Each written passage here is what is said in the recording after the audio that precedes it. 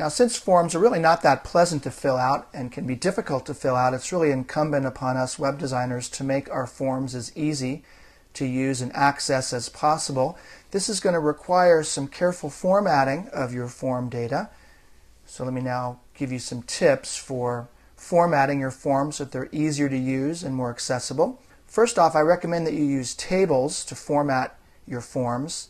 The columnar and row nature of tables makes it very easy to lay out your forms with their labels and then align these form elements with their labels very carefully. For example, notice that I can right justify some of the labels and left justify some to make this formatting a little bit more cleaner and easier to use. For example, notice how this centered formatting here doesn't really look very good with my first name. This really should be left justified over here. With tables, this is pretty easy to accomplish. Just add a align left value to the align attribute of this table cell. Also, you'll want to make sure that all of your form elements are carefully labeled and then format those labels. Notice that I have two different formatting styles here.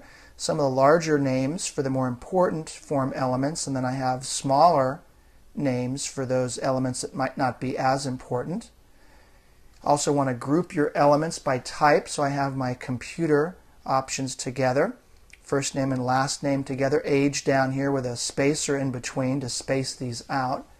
You can also use field sets to break up your forms into several forms, as I've done here. Here I have 3 field set tags to break this form up into sections.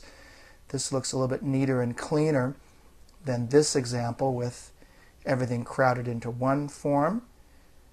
You can also adjust the tab order of the form so you make it easier for users to skip over less important information.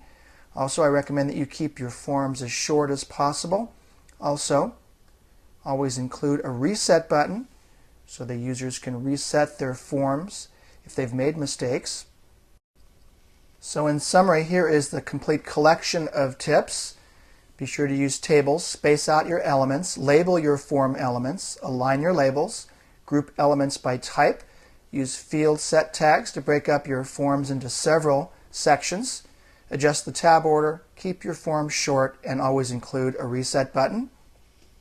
Now, after a user submits data from the form, you're going to need to collect and process this information to make it useful.